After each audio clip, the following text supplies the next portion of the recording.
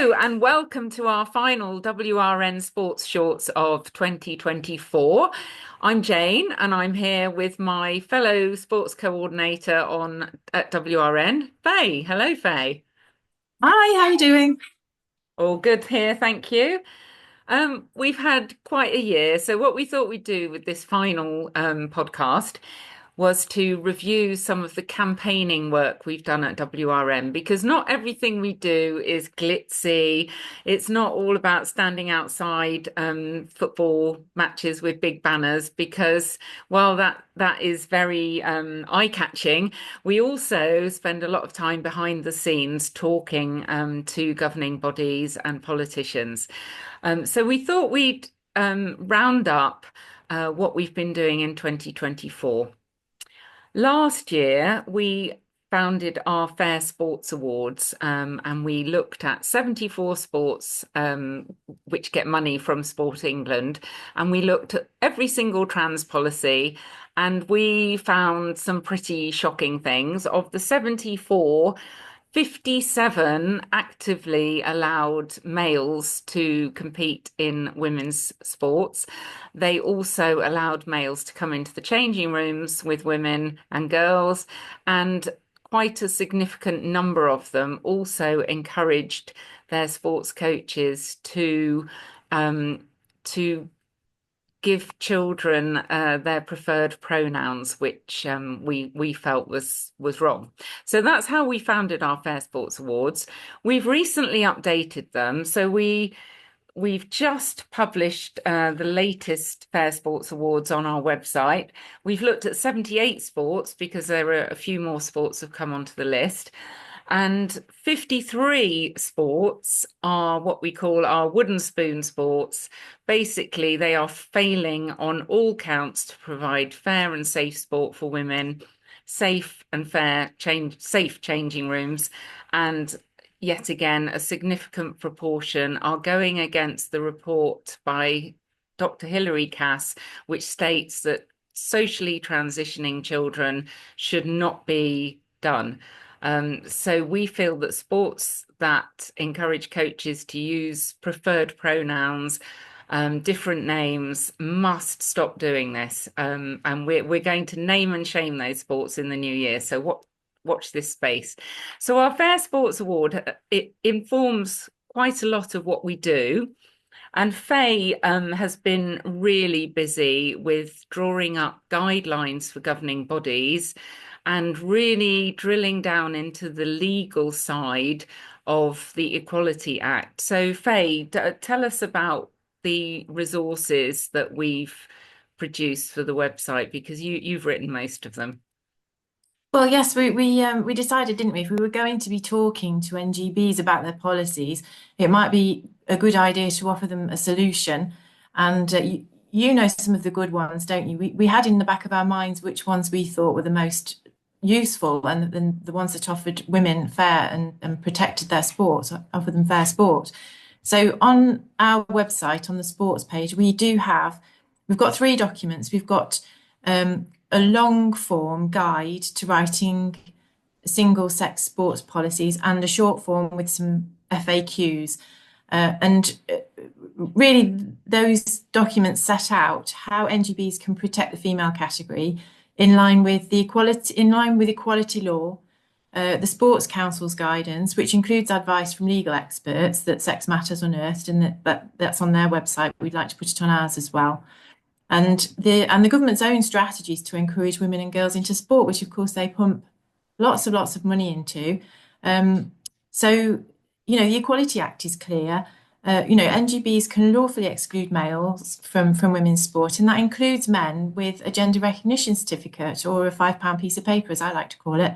But yeah, I mean, it's perfectly lawful to do that, and yet NGBs are not complying with that particular exception of the Equality Act. Mm. No man has an absolute right, human right, to be included in the female category of any sport. Mm. It's about time NGBs started applying the relevant parts of equality law. But yeah, so we've got those two documents on the website, and underneath those we've got a template letter So if anybody out there feels like they want to, make their feelings known to any particular NGB that's not currently offering fair sport to women and girls, then you can send a template letter. So that's all available on the website. But yeah, that was a Yeah. fair bit of work, wasn't it? It was, and but we felt it was really important to have those documents available to anybody who wanted to use them.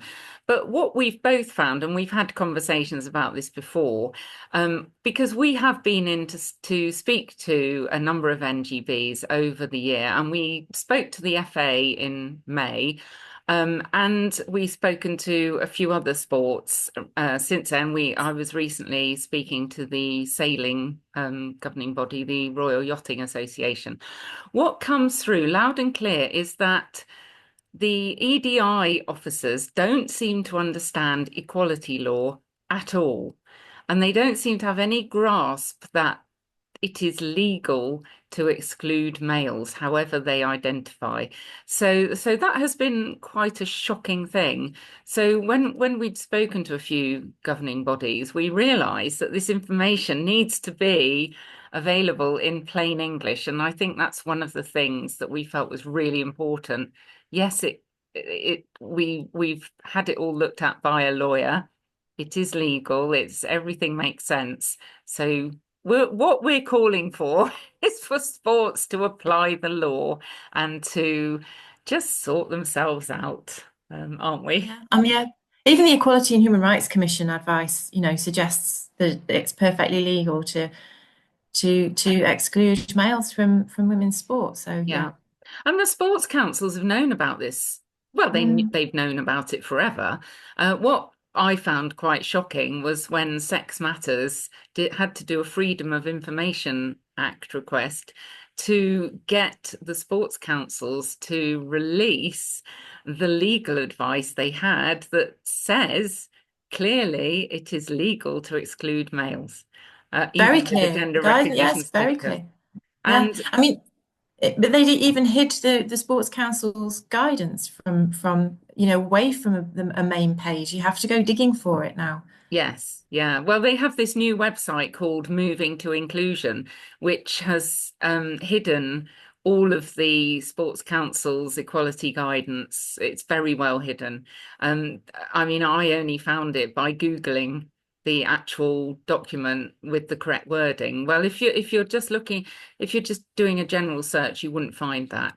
So that's something we will take up, I think, in 2025 with the Sports Council about why the information has been buried. But one thing at a time.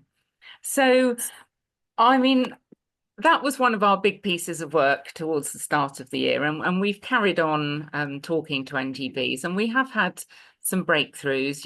There have been some really good, well-written guidelines that have come out. So I could just mention a couple. British Fencing have finally come out with a fair sport policy. I'm just flicking through the fair sports here. I mean, badminton is now a gold award winner in our awards, angling, gold award, boxing in the UK. You aren't going to get males beating up women in the UK if they're following the rules. Um, Brazilian Jiu-Jitsu, yeah, another contact sport. That's a gold award winner. But we still have sports that are totally unfair. I'm just flicking through. We've got hockey. Hockey, why is that? Why are they allowing males into the female category? And what we have noticed, haven't we, is this two-tier approach that sports are doing now. So a lot of sports have moved from complete and utter wooden spoon in our awards to a sort of halfway house.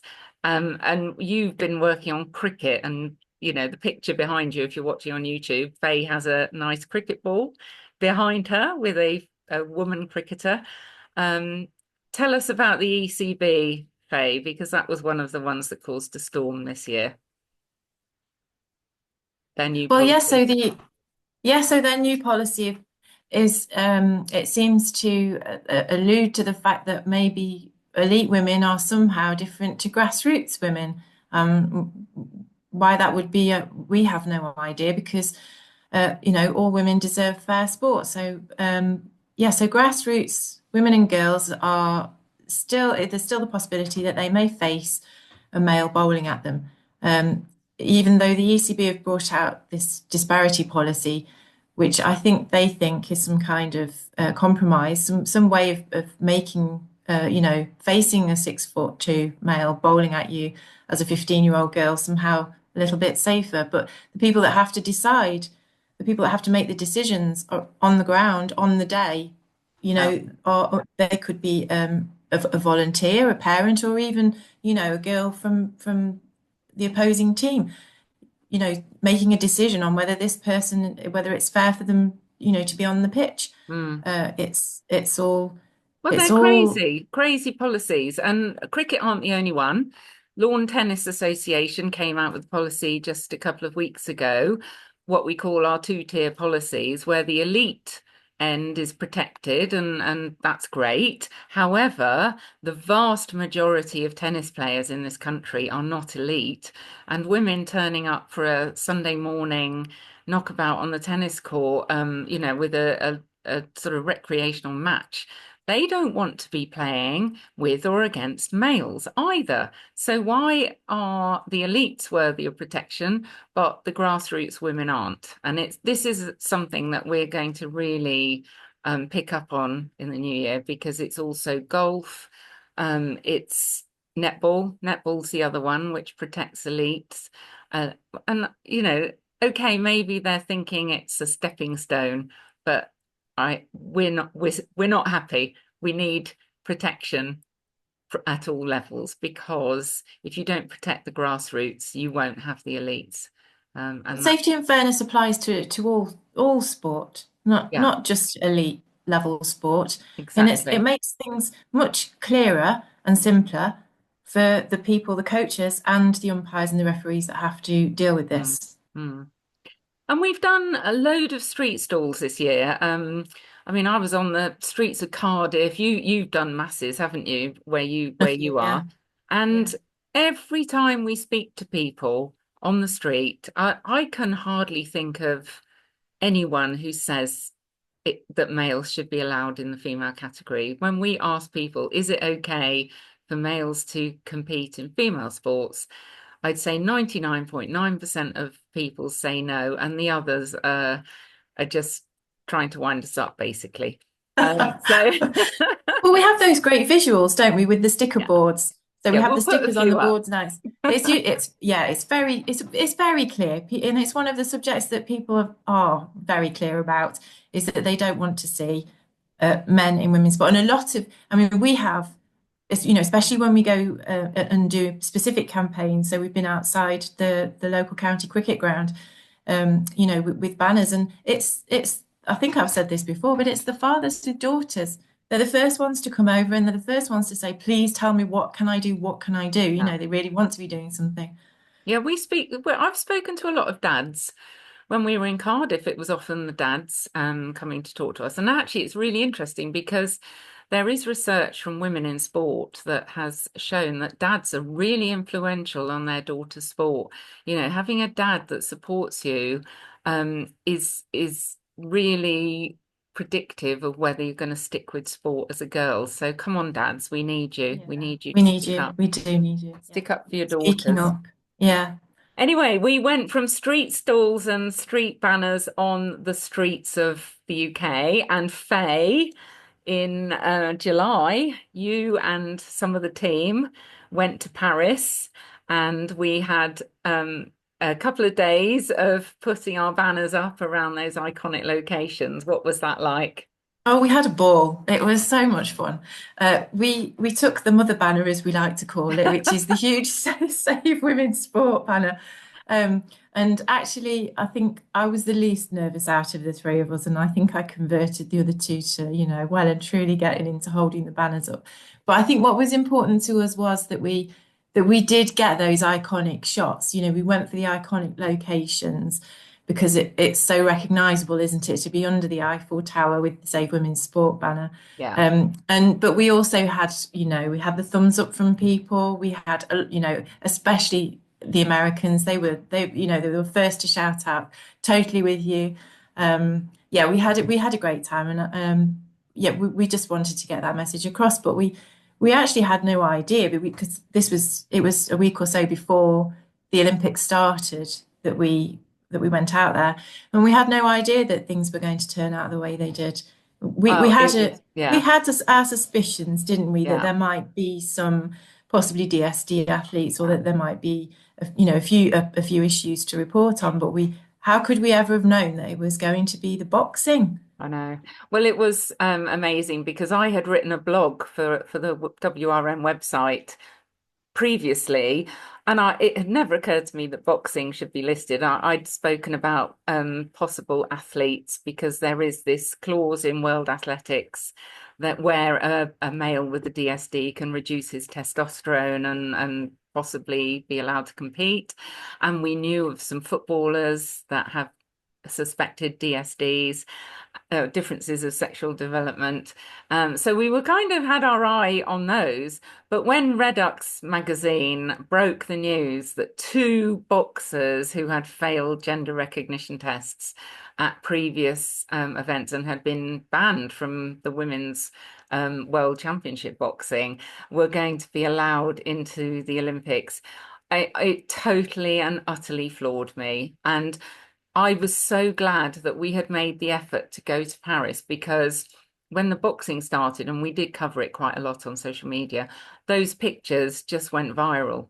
And it was fantastic to have that, to highlight how awful the Olympic Committee was in trashing sport in that way and putting those women in danger, quite Well, frankly. yeah, I mean, we already knew, didn't we, that the IOC policy basically puts the onus on the international federations to make their own rules.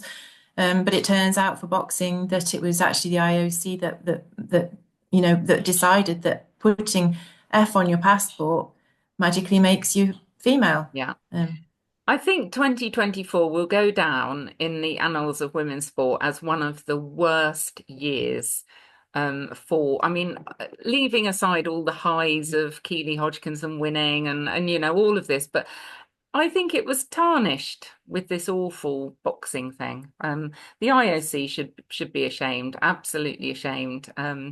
So we also had the Paralympics with a 50-year-old male runner competing with young women in the partially visually impaired running category, and that was also just plain nasty. I mean, the photos of this chap in his lycra, you know, it's like strutting about in lycra saying, yeah, I'm a woman, but what are you all looking at? Well, the evidence was there that you are a man, actually. Anyway, I thought that was the, pretty cringe, as the, my the kids op would say. yeah, no, the optics of that were pretty terrible, weren't they? Yeah, they were. I mean, it was shame on them, really. The Paralympic Association really needs to get its act together. Well, we let's park the biggest sports events in the world for a moment. And going back to grassroots, we've done some other work this year as well as our work with NGBs and our publicity. The Leisure Centre report came out just a couple of few weeks ago, Faye. So you were instrumental in that. We did talk about it in our last podcast, but for those who didn't hear that, perhaps you could just recap on the main findings of that, Yeah, which so affects millions of women. Yeah. well, it does, yes, and we're going to do some additional work that sort of arisen out of it. But yeah, so it was an FOI investigation, and we asked local councils several questions regarding women's access to single-sex changing areas, and also uh, whether or not they have women-only swimming sessions, and whether those women-only swimming sessions, which are advertised as women-only swimming sessions, whether or not they allow access to men who identify as women. So the result of that was that around a third of all women have no access to single sex changing areas in leisure centre facilities, which is only going to get worse, I think, because a lot of these facilities are being refurbished or new facilities are being built, and it's all about the village style changing rooms, which is the recommended approach now. Um, And then, of course, the fact that women they can't go to a session that's labelled as women only or ladies only without possibly running into a man. Mm, So, so we're going to do some follow up to that, and we're going to write to all the local authorities that don't have single sex changing rooms and that don't have women only swimming sessions. And we're going to try and encourage them to maybe look at some risk assessments. If they are thinking of any refurbishing any of their facilities, or if there are going to be any new builds, and also encourage them to put on women only swimming sessions that are female only and advertise them really well. yeah, And we're sending them a template policy. There was a fantastic policy that we received as part of the investigation. We're going to send that as an example. There's your mm, solution. It's simple and straightforward. It's not quite so straightforward with the law, but it is possible to give justifications yeah, for excluding males from single-sex spaces. mm, It is possible to make a justification. You just have to grow a spine. yeah. Well, I think that's going to be such an important piece of work because, as I said earlier, it does affect almost every woman in this country who uses a leisure centre or a public swimming pool. So watch this space. We will be contacting councils in the new year, and I hope that they'll engage with us and really take on board what we say. It doesn't have to be more expensive to build a swimming pool with single sex facilities. It really doesn't. And I just hope we move away from these dreadful changing villages. I can't stand them. I hate going in them myself, and I can understand why women don't use the sports facility when they have to go in there. Yeah, no, Right, that's a common oh, thing. sorry. We've Yep. we've come to, well, we kind of done a roundup of the year. There is lots more that we do. Um, but we are going to move on now because yesterday we're recording this the day after the BBC Sports Personality of the Year Awards, which is always a memorable occasion, not necessarily for all the right reasons. So what we do every year, and I'm actually just trying to bring up the list of people that we had on our alternative Women's Rights Network Sports Personality of the Year, which we always run on the same day as the BBC because it gets a lot of coverage. And we choose women who are very, very unlikely to ever be invited to Spotty, although one of our winners should have been on the stage at Spotty, but we'll come to her. So let's just go through who we chose. So our young sports star of the year, we chose Sophie Power, um, who is a fantastic role model. How she does what she does, I don't know. She's an ultra runner. She has set up a company called She Races, which holds race organisers to account actually, and she's done some fantastic work getting race organisers to realise what the race experience is like for women when there aren't single sex changing rooms, when they're out running these ultra marathons in the middle of the night and nobody knows where they are because there's no safety trackers.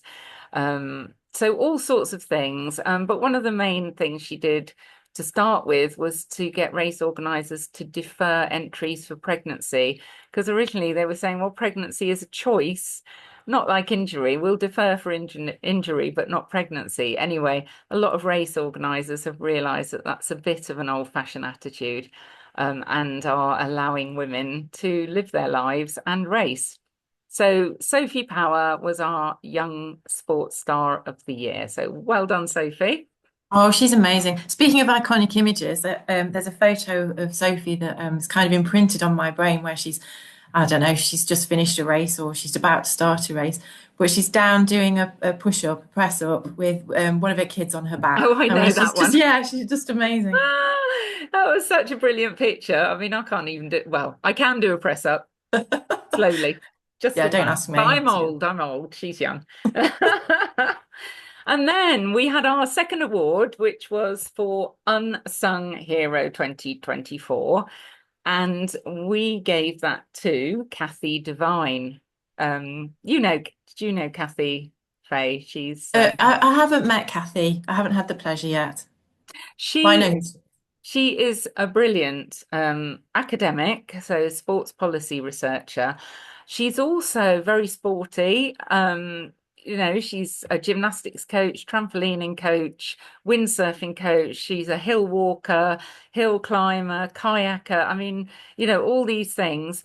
But she is absolutely fantastic at the legal and the science side of why males should push off out of women's sports. And when she gets one of her threads on X, they can run to about 20 posts, but they are absolutely faultless in their accuracy and demolishing anyone who dares to suggest that females should try harder or that reducing testosterone makes it fair. So she won our unsung hero award and very well deserved. And she's very modest about what she does. So well done, Kathy. Well done, Kathy. Always want to bookmark our Yes. Kathy's threads. I think I've got a whole file in my bookmarks of just Kathy Devine, actually. Her and Emma Hilton are Yeah. and John Pike as well. But anyway, right, the other one, Coach of the Year. Well, we awarded this because um, Jane Figueiredo is Zimbabwean actually, with a Portuguese father and British mother. And she has been Team GB's diving coach for several Olympics now and has steered that team to golds and silvers and bronze and just a fantastic role model. She was a champion diver in her own right when she was young. And it's really great to see women of a certain age be still in coaching and really, succeeding. So well done to Jane for her successes.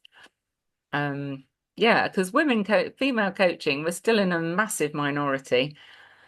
Right, we have team of the year, team of the year. Do you want to talk about teams of the year? We gave it to 6 teams, didn't we?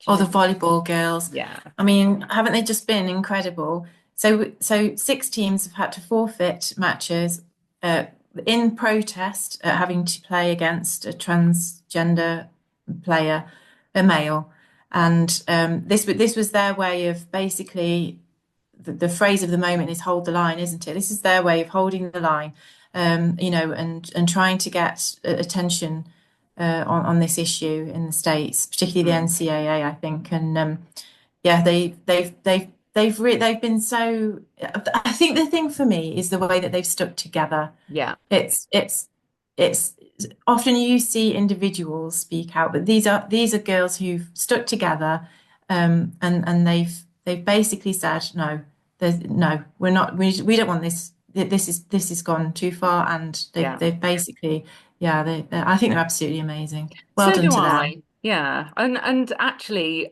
their universities didn't stand by them either, which I thought was shocking. But they've got the backing of Riley Gaines, and she's amazing. She's such a good advocate for fairness and safety, given her experience as a swimmer with against Leah Thomas. So well done, volleyball teams. We salute you and hope you manage to get everything sorted out over in the USA.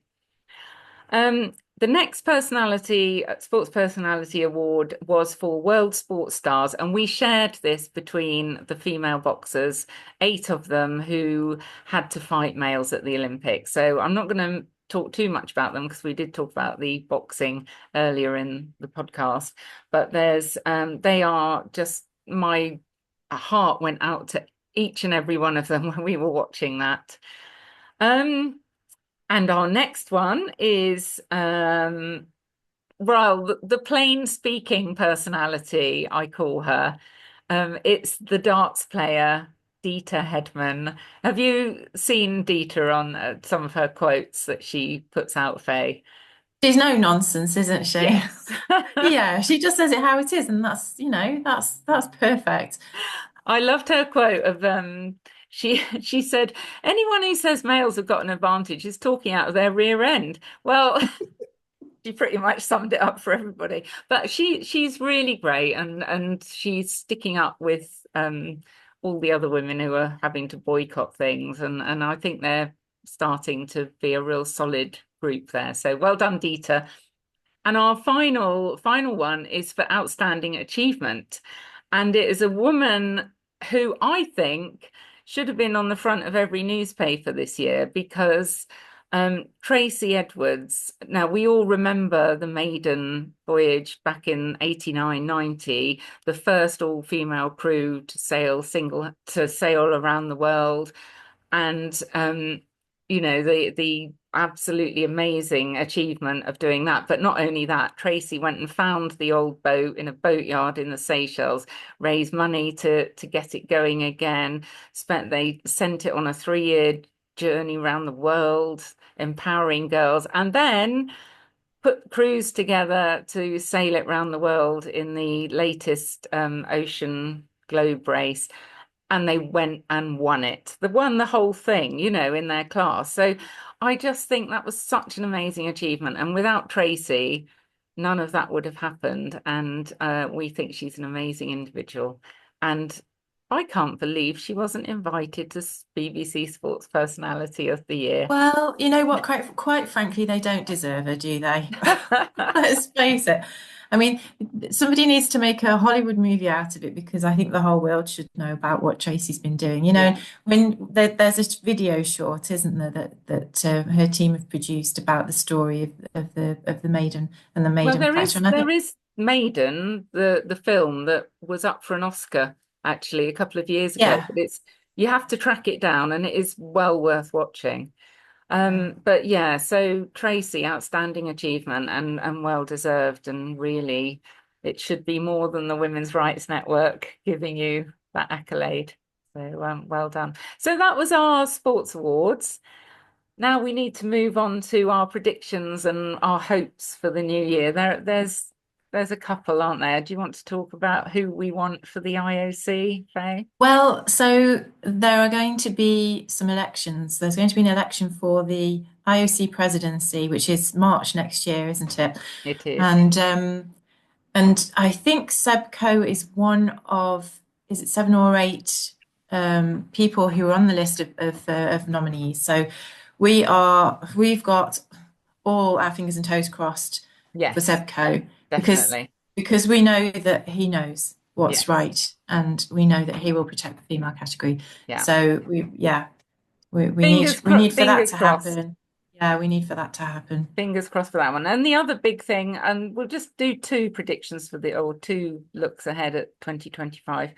There's also the court cases coming through for the pool, which could actually be very important for every sport. So, if it is proved that pool is gender affected and males can be excluded, that will apply to every sport. So we had Lynn Pinches on our podcast last time. So anyone who wants to go and hear about the court cases, episode 5, I think it was, just have a look. And there's also court cases here, there, and everywhere. Why we have to go to court, I don't know. But so we've got the IOC, we've got these court cases. We'll carry on campaigning in 2025 because there is lots to do.